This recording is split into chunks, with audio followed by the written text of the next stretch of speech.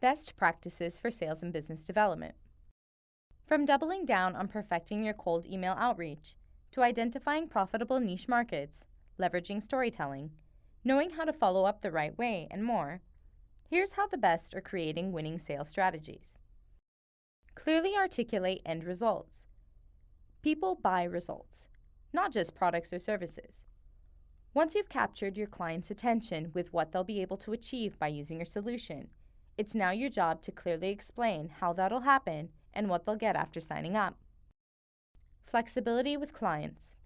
During your sales conversations, you're naturally going to come across new challenges and unique demands from your prospects. Your sales strategy needs to be flexible enough to adapt in the face of new challenges on the go.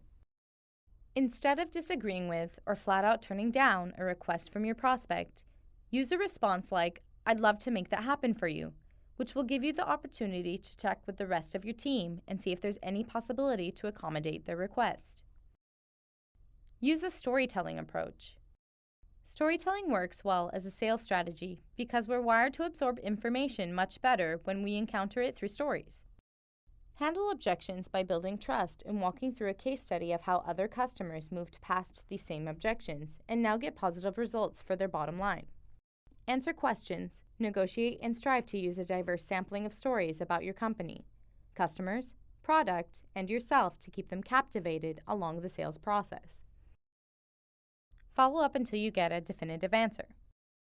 If you have a great first call and you allow them to drop off the map without a clear yes or no, they'll just hang around on your list of people you should get back to, and you'll never move on from them. Get the definitive answer, no matter how long it takes or how many follow-ups you need to send. Whenever a prospect gives you a follow-up date, make sure you set yourself a reminder to reach back out on their timeline. Give short product demos. When you're demoing a product, you always want to demonstrate value, not features or functionalities. By showcasing upfront how your product will specifically address your prospect's challenges, you're leaving no room for ambiguity. Create a sense of urgency. Most people don't buy until the last possible moment, until they absolutely need your product.